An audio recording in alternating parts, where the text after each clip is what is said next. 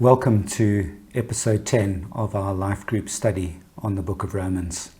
And we find ourselves in Romans chapter 10, and we're looking at verses 16 to 21 today.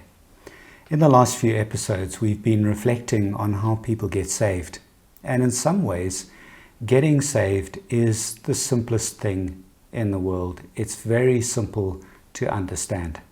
Paul says in verse 9, if you confess with your mouth that Jesus is Lord, and believe in your heart that God raised him from the dead, you will be saved. And then later on, he concludes that everyone who calls on the name of the Lord will be saved. Verse 13. And then Paul goes on to explain the importance of evangelism, and we've been looking at that in some detail. Let's just read verses 14 to 15. He says, how then will they call on him in whom they have not believed? And how are they to believe in him of whom they have never heard? And how are they to hear without someone preaching? And how are they to preach unless they are sent? As it is written, how beautiful are the feet of those who preach the good news. At least there is one part of my body that's beautiful, and it's my feet, because I preach the good news, and it can be the same for all of us. However, Paul observes in verse 16, but they have not all obeyed the gospel. For Isaiah says, Lord, who has believed what he has heard from us? Can you see why he's making this observation? If getting saved is as simple as confessing with your mouth that Jesus is Lord and believing in your heart that God raised him from the dead, why has the gospel not influenced absolutely everybody? And we know that it hasn't had an effect because some people have not believed. We can think of them, our own work colleagues perhaps, our own family members, and we see evidence of their lack of belief because they haven't submitted their life to Christ. They lack obedience to God's way of doing things and God's way of living and being. Let's think for an example of this.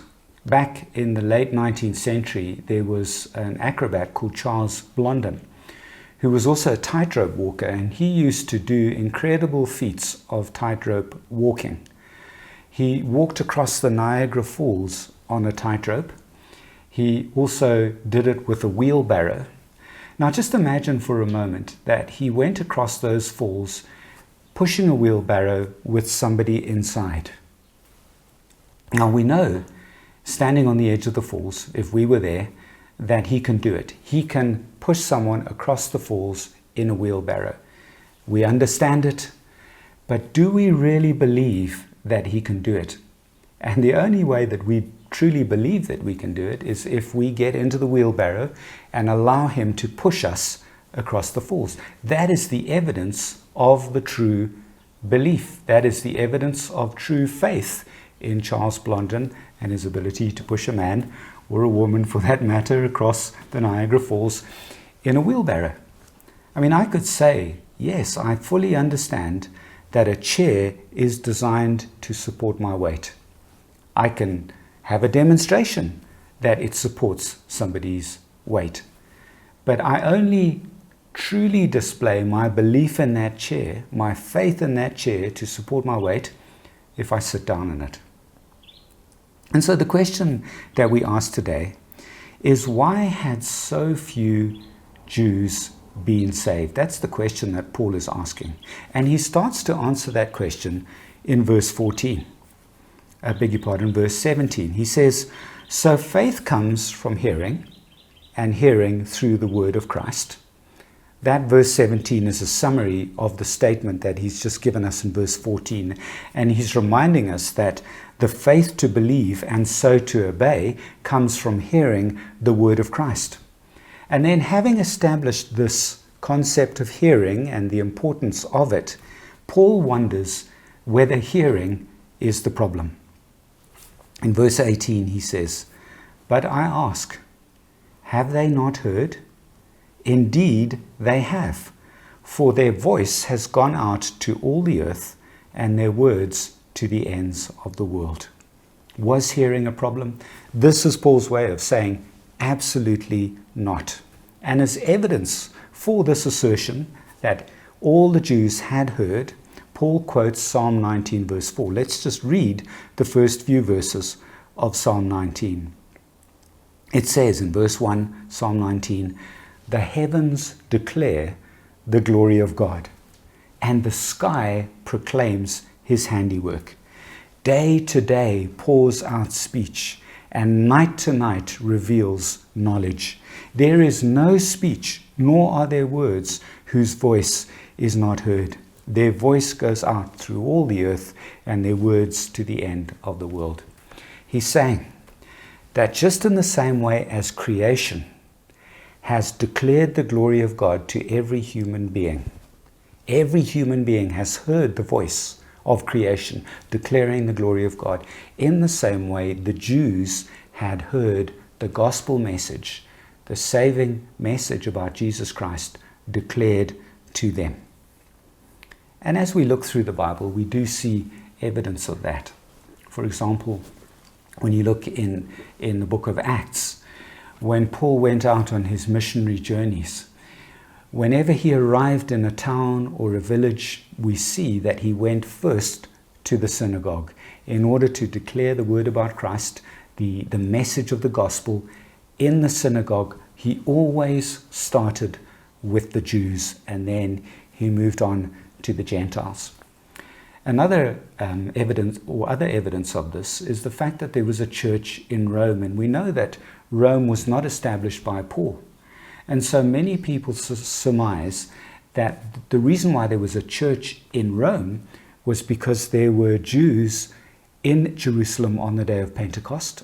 We're told that in the Acts of the Apostles, they heard the gospel message preached by Peter. Many of them were baptized and saved. They then would have gone back and proclaimed the gospel in Rome. And of course, there were Jews from all ends of the Roman Empire in Jerusalem at that time for the Feast of Pentecost. And they went out and they declared the gospel message. So, hearing the word of Christ, folks, and I think it's important for us to note this, is no guarantee of salvation. So what was the reason? Paul poses another possibility. Perhaps the Jews had not understood. Look at verse 19. He says, "But I ask, did Israel not understand?" And then he starts to answer the question. First, Moses says, "I will make you jealous of those who are not a nation. With a foolish nation, I will make you angry." This is a quotation from Deuteronomy 32, verse 21. What is Paul getting at by quoting Deuteronomy 32, verse 21?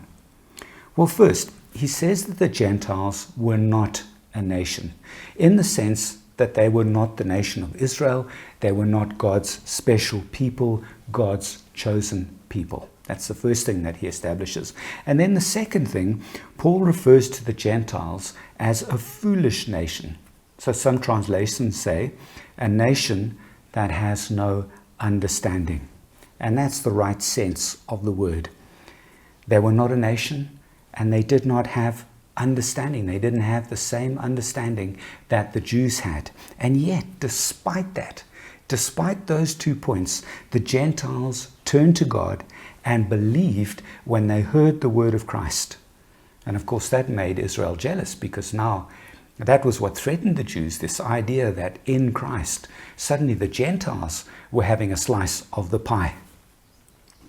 And the fact that the Gentiles had turned meant that they had understood, even though they were not a nation, even though they lacked understanding, they still did understand. And if the Gentiles that were not a nation understood, and if the Gentiles who had no understanding understood, then the Jews could not claim a lack of understanding. Folks, the gospel message is simple to understand.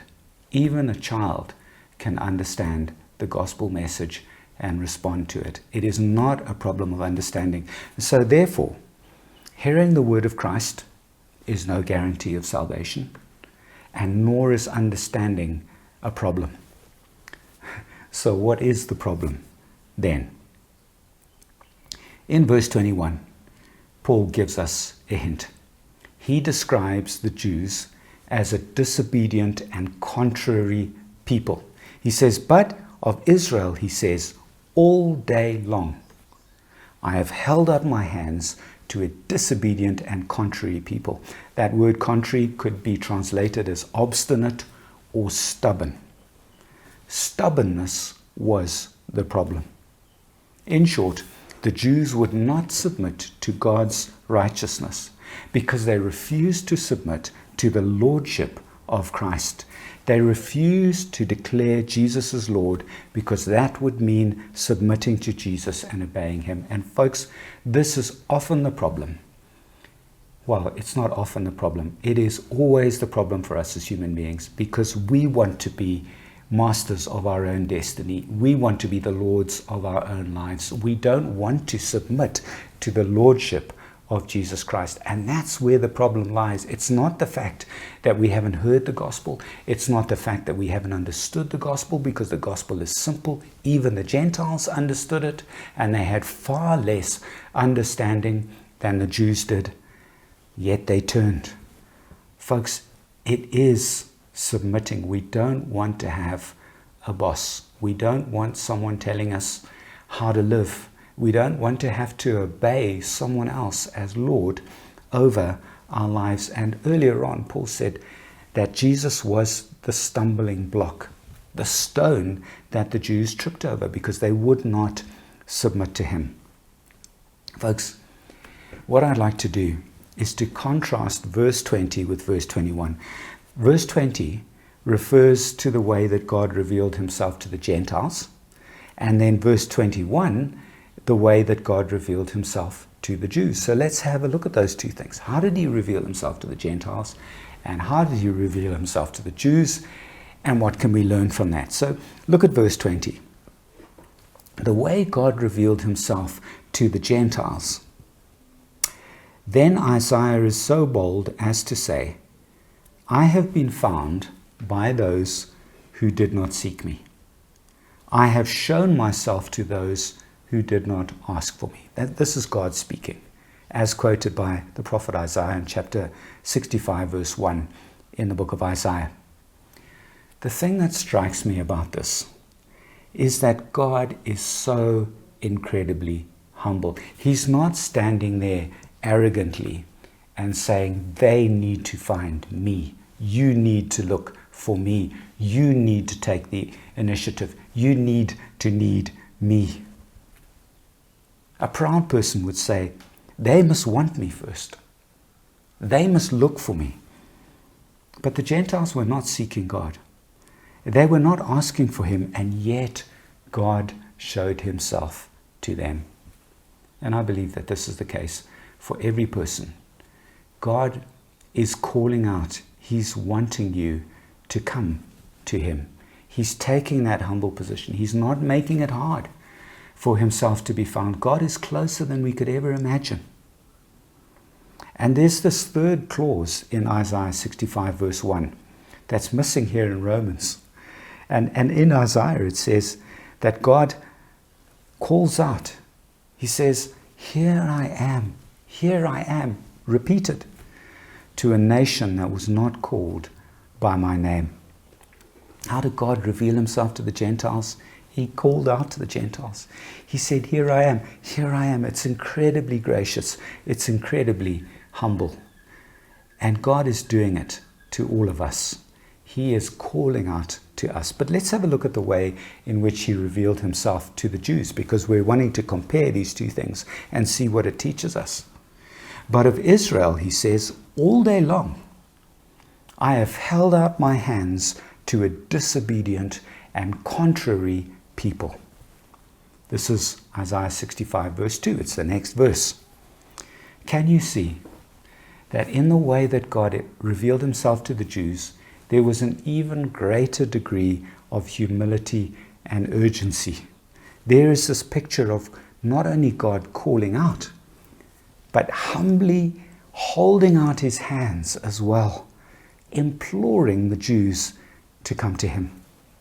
And so, folks, hearing wasn't the problem, nor was understanding the problem, because God had taken the initiative to reveal himself to the Jews, humbly calling, holding out his hands to them, but they remained disobedient because stubbornness was the problem.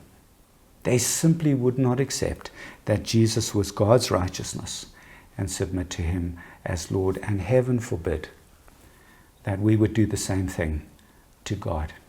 God is closer than you think. His arms are outstretched to you. He's calling out to you. The question is, are you prepared to submit?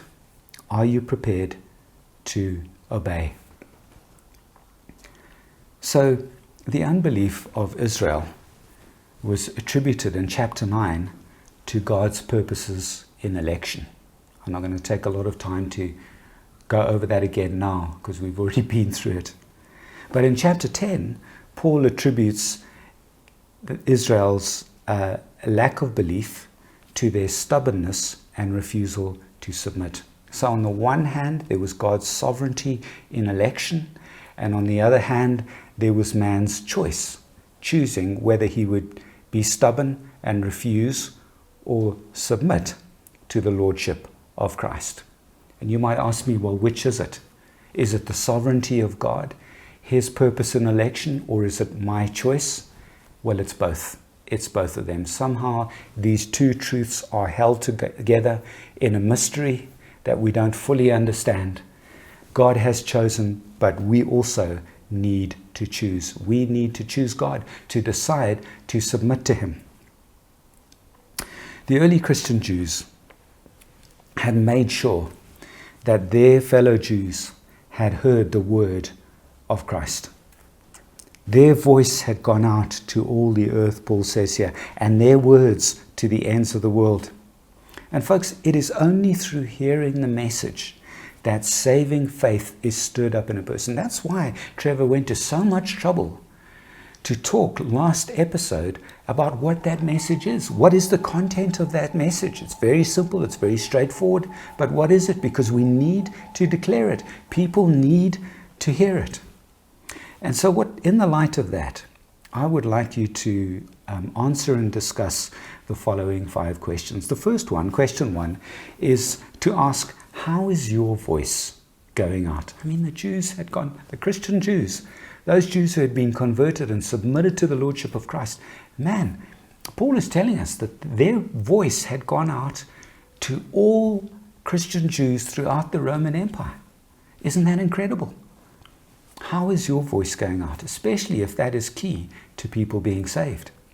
Question 2, why is hearing and understanding the gospel message not enough to be saved? Question 3, how should we respond when a person has heard and understood the gospel message but will not believe and submit to the lordship of Christ? And then question 4, what effect would you expect to see in the life of a person who believes himself or herself to be saved? What fruit would you expect to see? Especially in the light of what we've learned today. And then question 5, is Jesus the Lord of every area of your life? If not, what needs to change? And I'll leave it at your discretion whether you want to answer that question publicly or not in your groups. Thank you so much for gathering together. I just love the fact that Harvest has got such a strong life group movement. I think it's essential for us to grow in the faith. Growing in the faith does not happen in isolation. It's a bit like cutting this thumb off, sticking it over there and expecting it to grow. It's not going to grow unless it's connected to the body. It's not going to be healthy unless it's connected to the body. And the way we connect to the body, obviously, is through fellowship on a Sunday, but also, as important, more important maybe, life groups as well, doing life together in these special groups. Thank you so much for signing in and for being with us. And I trust that God, and pray that God blesses your time together this evening or this afternoon, whenever it is that you're meeting. Goodbye for now.